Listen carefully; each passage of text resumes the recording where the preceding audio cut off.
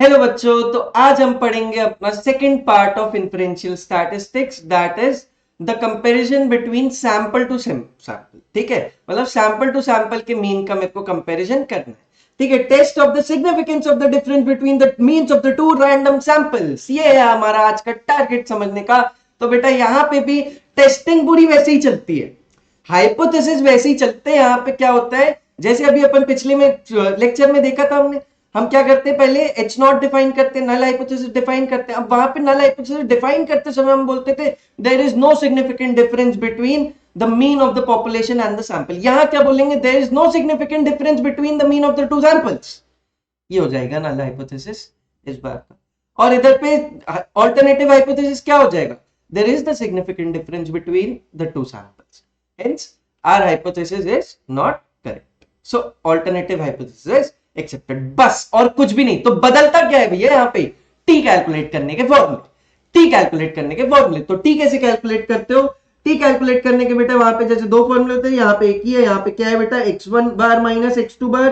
अब x1 क्या है बेटा, सैंपल वन का मीन। x2 क्या है, x2 बार क्या है, सैंपल टू का मीन। 1/n1 मतलब यहाँ पे n1 की वैल्यू क्या है, sample size of first sample, sample size of second sample n2। अब कैपिटल एस क्या है, यहाँ पे वो पॉपुलेशन नहीं है, कैपिटल एस यहां क्या रिप्रेजेंट करता है, capital is the combination of the two samples, combination of the standard deviation of the two sample which is calculated by n1 s1 square। ये क्या है, s1 क्या है बेटा, सैंपल वन। s1 स्क्वायर क्या है, सैंपल वन का variance, sample one का variance plus n2 s2 square divided by n1 plus n2 minus 2।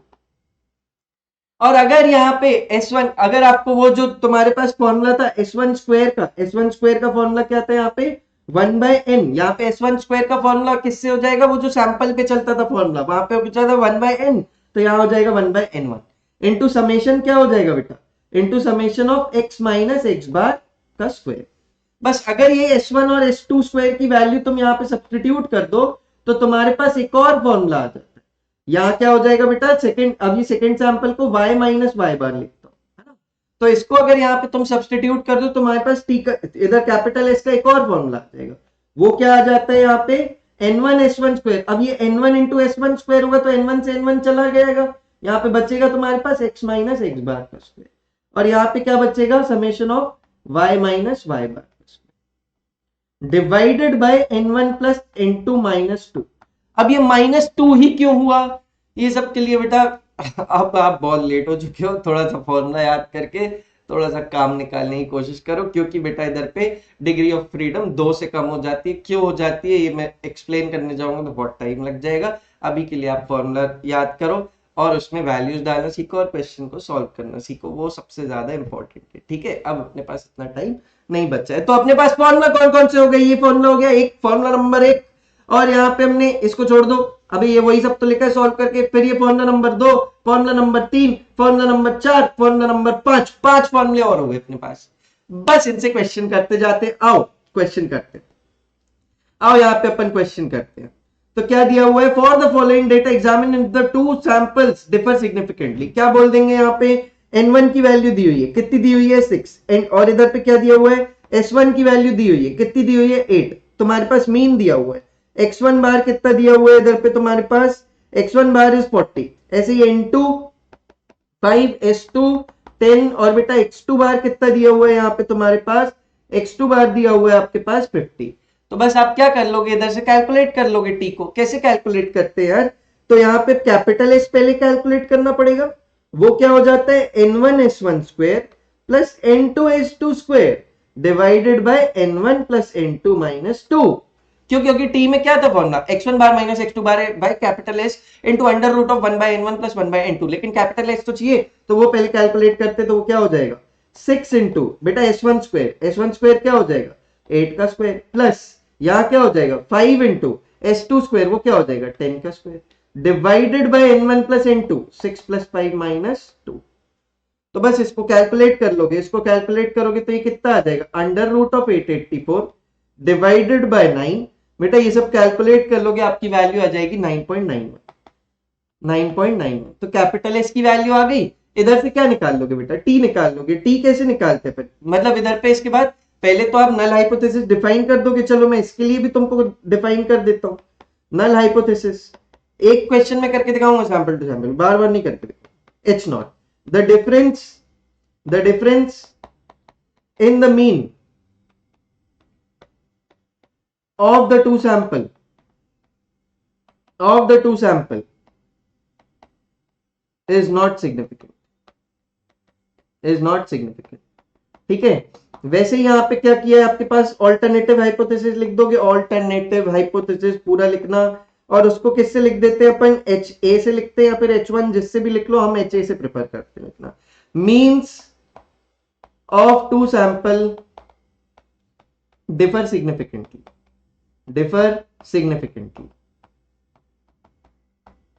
खत्म।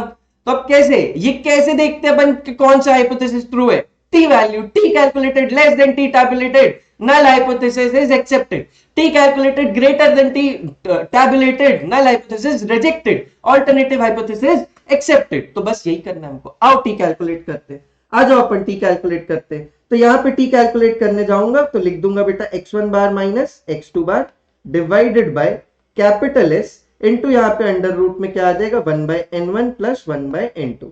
इन सबको सॉल्व करूंगा तो यहाँ पे x1 बार माइनस x2 बार क्या हो जाएगा, अपन मॉड ले लेते हैं बेटा यहाँ पे तो ज्यादा अच्छा रहता है, लास्ट में लेने से अच्छा यहीं पे ले लो। 40 minus 50 divided by capital S 9.91 into under root of बेटा क्या हो जाएगा 1/6 प्लस 1/5। इन सबको कैलकुलेट करोगे तो तुम्हारे यहाँ पे क्या आ जाएगा 10/9.91 और ये 6 5 30 और यहाँ पे 5 11 तो 30/11 करके बन रहा होगा। तो तुम्हारा ये क्या बन जाएगा 10/9.91 इनटू यहाँ पे क्या हो जाएगा बेटा अंडर रूट ऑफ 30/11। इसको सॉल्व कर लोगे तो आपके t की वैल्यू आ जाएगी 1.66। तो t कैलकुलेटेड की वैल्यू क्या आ गई हमारे पास 1.66, लेकिन t टैबुलेटेड था कितना हमारे पास, t टैबुलेटेड वाज 2.262। इसका मतलब t calculated is less than t tabulated। t of यहाँ पे क्या दिया हुआ है, t of 9 दिया हुआ है। अब t of 9 क्यों देता है, क्योंकि यहाँ पे अब सैंपल टोटल मिला के कितने हैं 5 प्लस 6 11 है, लेकिन उसमें से -2 करते हैं तो ये n1 प्लस n2 -2 दिया रहता है वहां पे, तो t of 9 लिखा रहता है। तो t of 9 कितना दिया हुआ है 0.05 पे, t of 9 0.05 पे 2.262 दिया हुआ है, ये हमको क्वेश्चन में गिवन है। ये कितना है 2.262। तो obviously t calculated is less than t tabulated, इसका मतलब null hypothesis is accepted, null hypothesis is accepted, null hypothesis is accepted, खत्म। और तुम पूरा लिख ही सकते हो। So the difference between the sample between the mean of the two sample does not differ significantly, so null hypothesis is accepted, खत्म। तो इसी टाइप से आपको क्या करना है, अपने बाकी क्वेश्चंस भी करने हैं। बाकी क्वेश्चन जैसे अब ये क्वेश्चन आ गया आपके पास, ये क्वेश्चन आ गया, इसको भी सॉल्व करते हैं। इसके लिए भी क्या निकालना पड़ेगा टी। तो बेटा आप पहले नल हाइपोथेसिस डिफाइन कर लेना, वो सब कर लेना, मैं आपको कैलकुलेशन दिखा दे रहा हूँ। बाकी आप थ्योरी आप बहुत लिख सकते हो, सैंपल टू पॉपुलेशन में भी दिखा दी, सैंपल टू सैंपल में बार बार लिख के नहीं दिखाऊंगा। तो यहाँ पे मैं आपको टी कैलकुलेट करने दिखाऊंगा, लेकिन उसके लिए आपको कैपिटल एस चाहिए होगा, तो मैं कैपिटल एस निकाल लेता हूँ। कैपिटल एस कैसे निकलता है बेटा, n1 s1 स्क्वायर कैसे निकलता है अपना, n1 s1 स्क्वायर वाले फॉर्मूले से। लेकिन मुझे दिखता है यहाँ पे तो s1 स्क्वायर वगैरह दिया नहीं हुआ है, तो क्या दिया हुआ है इधर पे xi का स्क्वायर दिया हुआ है, समेशन ऑफ xi स्क्वायर दिया हुआ है। तो यहाँ पे कैसे कैलकुलेट करेंगे वो देख लेते हैं अपन। यहाँ पे कौन सा फॉर्मूला लगा देंगे, एस स्क्वायर वाला फॉर्मूला लगा देंगे अपन। एस स्क्वायर क्या हो जाता था तुम्हारे पास, एस स्क्वायर का फॉर्मूला हो जाता है summation of xi minus x bar का whole square plus summation of yi minus y bar का whole divided by n1 plus n2 minus 2, खत्म। अब इधर पे तो वो भी नहीं दिया हुआ है यार, इसको एक्सपैंड करने का फॉर्मूला ये xi माइनस x बार के स्क्वायर पे एक्सपैंड करके कैसे लिखते हैं, summation of xi square minus बेटा n1 इंटू x1 बार का स्क्वायर, x1 बार का square plus summation of yi square, और यहाँ पे क्या आ जाएगा माइनस ऑफ n2 x2 का स्क्वायर।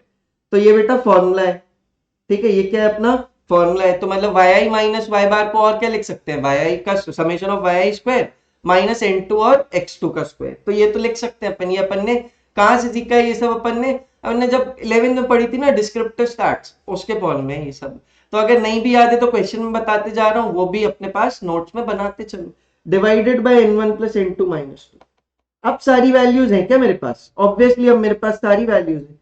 कैसे है मेरे पास सारी वैल्यूज? देखो यहाँ पे इसकी वैल्यू कितनी दी हुई है 228 माइनस n1 कितना दिया हुआ है तुम्हारे पास?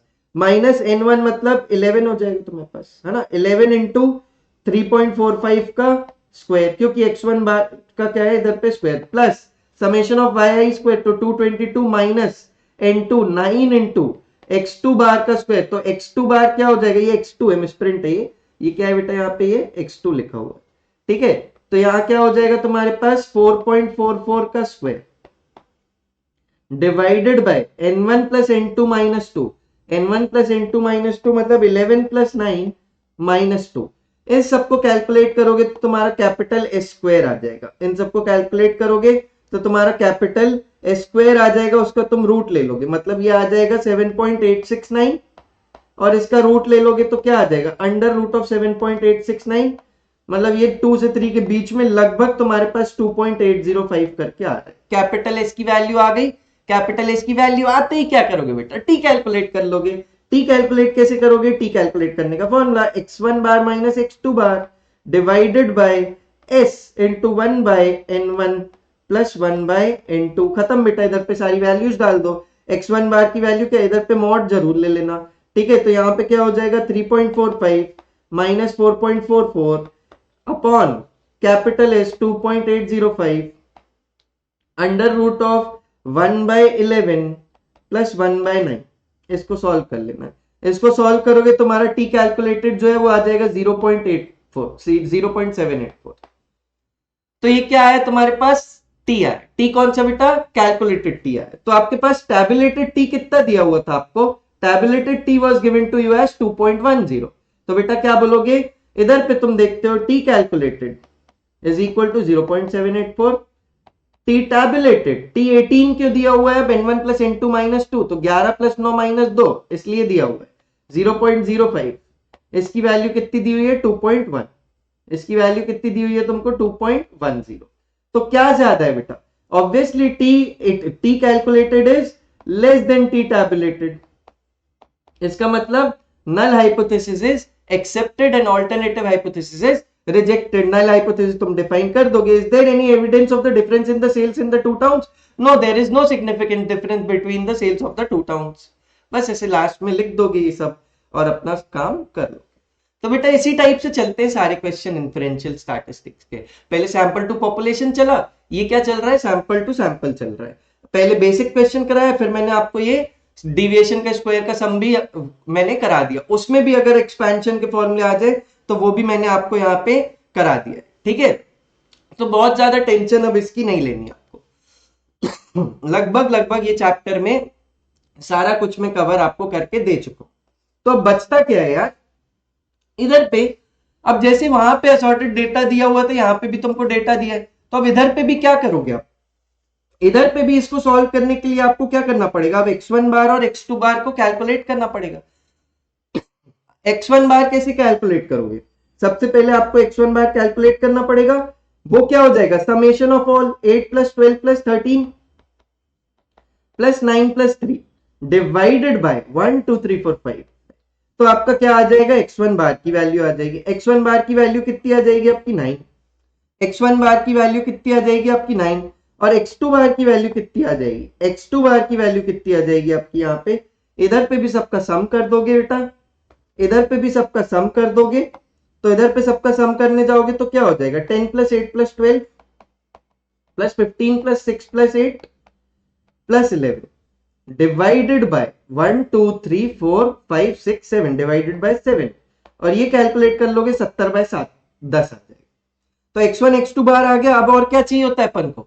अगर निकालना है कैपिटल एस तो मेरे को कैपिटल एस निकालना है तो s1 स्क्वायर और s2 स्क्वायर भी चाहिए पड़ेगा, तो वो भी कैलकुलेट करना हम सीख लेते हैं, ठीक है? तो कैसे निकालेंगे अपन बेटा? यहाँ पे आपको xi लिखना पड़ेगा, और फिर जैसे अपन वहां पे टेबल बनाते थे xi माइनस एक्स बार, तो यहाँ पे भी कौन सी टेबल बन जाएगी? xi माइनस x1 बार। और क्या आ जाएगा? xi माइनस x1 बार का स्क्वायर, और कौन सी टेबल बन जाएगी, वाई आई, और वैसे ही Y I minus X two bar, और क्या हो जाएगा तुम्हारे पास, Y I minus X two bar का स्क्वायर। बस ये सारी वैल्यूज डालते जाओ, x1 x2 है तुम्हारे पास, यहाँ क्या हो जाएगा बेटा, 8 12 13 9 और 3, 8 12 13 9 और 3, यहाँ पे क्या आ जाएगा तुम्हारे पास, -1 3, क्योंकि x1 बार कितना है बेटा 9, तो 8 - 9 -1 कर दोगे, यहाँ कितना आ जाएगा 4, यहाँ कितना आ जाएगा 0, यहाँ कितना आ जाएगा 6, इनका स्क्वायर 1 9 16 0 36, और वैसे ही yi की वैल्यूज लिख दोगे, उसकी वैल्यूज क्या आ जाएंगी बेटा आपके पास, उसकी वैल्यूज क्या आ जाएंगी आपके पास, 10 8 12 15 6 8 और 11। इधर पे क्या कर दोगे, Y I minus X two bar कर दोगे, Y I minus X two bar क्या हो जाएगा बेटा, यहाँ पे Y I minus X two bar की वैल्यू कितनी आ रही थी अपनी 10, तो बेटा ये 10 - 10 क्या हो जाएगा 0 -2 2 5 बेटा -4 -2, और यहाँ पे क्या आ जाएगा 1, ठीक है। और क्या कर लोगे, इसके स्क्वायर का सम चाहिए रहता है हमको, तो ये क्या हो जाएगा 0 4 4 25 16, और यहाँ 4, और यहाँ क्या आ जाएगा 1, तो बेटा यहां से क्या ले लेंगे अपन, summation of X I minus x1 bar ले लेंगे, इसका स्क्वायर ले लेंगे, तो ये कितना आ जाएगा, आप इसको सॉल्व कर लोगे तो ये 62 हो जाएगा, और इसका समेशन ले लोगे, summation of Y I minus X two bar का स्क्वायर, तो ये कितना आ जाएगा आपके पास, कैलकुलेट करके 54 आ जाएगा। तो अब आपको क्या कैलकुलेट करना है, s1 स्क्वायर और s2 स्क्वायर भी कैलकुलेट करना पड़ेगा, तो s1 स्क्वायर और s2 स्क्वायर कैलकुलेट करो, या फिर डायरेक्ट क्या करो, कैपिटल S का फॉर्मूला लगा दो, कौन सा बेटा, ये क्या होता था 1/n1 + n2 -2, और इधर पे क्या लिखते थे फिर हम, इधर ऊपर क्या लिखा होता था, summation of xi minus x1 बार का square plus summation of yi minus x2 बार का स्क्वायर, ये हमने कैलकुलेट अभी अभी कर लिया है। सारी वैल्यू सब्स्टिट्यूट कर दो, कैपिटल S का स्क्वायर निकाल दो, कैपिटल S का स्क्वायर क्या हो जाएगा, 1/n1 + n2 5 + 7 - 2 इनटू बेटा यहाँ पे क्या हो जाएगा, इसका सम 62 प्लस बेटा यहाँ पे क्या कर दोगे 54, तो इसको सॉल्व कर लोगे, ठीक है। तो कैपिटल S की वैल्यू क्या आ जाएगी तुम्हारे पास, कैपिटल S स्क्वायर की वैल्यू तुम इसको सॉल्व करोगे तो ये आ जाएगी 11.6, और इसका अंडर रूट ले लोगे तो h की वैल्यू क्या आ जाएगी आपके पास 3.406, तो ये कैपिटल S की वैल्यू आ गई। अभी तो ये कैपिटल S की वैल्यू आई, हमने S1 S2 की वैल्यू निकाल ली, कैपिटल S की वैल्यू निकाल ली, टेबल बना ली, अभी भी क्वेश्चन खत्म हुआ है क्या, नहीं, अभी आपको टी टेस्टिंग तो करनी है, आपको टी निकालना पड़ेगा। टी क्या होता है, mod of x1 minus x2 bar, है ना, divided by capital S into under root of 1/n1 + 1/n2 करके आप इसको आप फॉर्मूला लगा लोगे, इसको फॉर्मूला लगाओगे तो ये क्या हो जाएगा 9 - 10 डिवाइडेड बाय, यहाँ कितना आ जाएगा 3.406 into under root of, mod लगा लेना इधर ऊपर, इधर पे अंडर रूट ऑफ क्या हो जाएगा बेटा 1/5 + 1/7, और इस पूरे को जब आप सॉल्व कर लोगे तो आपके पास आंसर आ जाएगा 0.501 के आसपास। तो टी कैलकुलेटेड की वैल्यू क्या आ गई 0.501, टैबुलेटेड मेरे को अलाउड कितना था बेटा, तो अलाउड कितना था 2.23, 2.23, तो टी टैबुलेटेड यहाँ पे कितना दिया हुआ है, टी टैबुलेटेड फॉर 10, हाँ बिल्कुल 10 के लिए दिया रहेगा क्योंकि n1 + n2 - 2 था, 0.05 ये वैल्यू दी हुई है तुमको, ये वैल्यू कितनी दी हुई है आपको यहाँ पे बेटा 2.23 दी हुई है, ये वैल्यू कितनी दी हुई है 2.23, ये कैलकुलेटेड है, ये टैबुलेटेड है, कौन ज्यादा होगा बेटा, T calculated is less than T tabulated, इसका मतलब नल हाइपोथेसिस इज एक्सेप्टेड, खत्म, इतना ही करना है और कुछ नहीं करना, ठीक है। ये सारे क्वेश्चंस में इतना ही करना होता है, जैसे यहाँ पे दिया हुआ है do the two drugs differ significantly with regard to their effect in increasing weight, no they do not differ significantly with respect to their increasing rate और व्हाटएवर इट इज, ठीक है। तो क्या करोगे, पहले आप सबसे पहले वो नल हाइपोथेसिस डिफाइन, फिर ऑल्टरनेटिव हाइपोथेसिस डिफाइन, फिर ये सब जो भी मैं कर रहा था, तो वो तुम थ्योरी में अपना कर सकते हो। लास्ट में क्या लिख दोगे, as t calculated is less than t tabulated so our null hypothesis is accepted and alternative hypothesis is rejected। बस बेटा इतना ही है पूरे चैप्टर में, मैंने आपको सारे वैरायटी ऑफ क्वेश्चंस करा दिए, सैंपल टू सैंपल के भी, सैंपल टू पॉपुलेशन की, बहुत अच्छे से इसको प्रैक्टिस कर लो, 6 मार्क्स का है ये, तो 6 मार्क्स का कंटेंट और आज हमने खत्म कर दिया। इसके पहले हमने क्या किया था, 10 मार्क्स का प्रोबेबिलिटी सबसे पहले, 15 मार्क्स का फाइनेंशियल, फिर उसके बाद आए थे हम 8 मार्क्स का एलपीपी खत्म करने के बाद अब हमने 6 मार्क्स का और खत्म कर दिया बेटा। तो यहाँ पे कितना खत्म कर चुके हैं हम, 39 मार्क्स का कवरेज हो चुका है। समझ रहे हो बात को? 80 में से 39 मार्क्स तो तुम्हारे मैंने 10 दिन में ही लिया है। तो प्लीज बेटा आगे भी 10-15 दिन और इसे जमे रहना, आपका सारा का सारा कंटेंट मैं कवर कर दूंगा। 6 वीक का मैंने प्रॉमिस किया था, कोशिश करूंगा उससे और पहले ही कर दूं ताकि आपको रिवीजन और मॉक टेस्ट का टाइम ज्यादा से ज्यादा मिल पाए। अगर आपको बेटा ये कंटेंट आपको हेल्पफुल लगता है, अगर आप इससे समझ पाते हो, कुछ सीख पाते हो, तो प्लीज चैनल को सब्सक्राइब कर देना। और इन केस कुछ डाउट्स रहते तो बेटा उसके लिए तो मैं हूं ही, आप मेरे को बिल्कुल कांटेक्ट कर सकते हो और जूम आईडी में आप मुझसे जूम लिंक लेके आप कनेक्ट हो सकते हो और मैं आपको चीजें एक्सप्लेन कर दूंगा। तो आई होप आपको आज का सब कुछ समझ आया हो। बेटा ये सेकंड एक्सरसाइज से था इन्फ्रेंशियल स्टैटिस्टिक्स के, तो वो भी आपको क्या करने, क्वेश्चन सारे के सारे प्रैक्टिस कर लेना, कुछ भी डाउट्स हो मेरे से कनेक्ट करके सॉल्व कर लेना। तो आज के लिए इतना ही बेटा, नेक्स्ट क्लास में मिलेंगे हम अपने नेक्स्ट टॉपिक के साथ, टाइम सीरीज। तो आज के लिए टाटा बाय।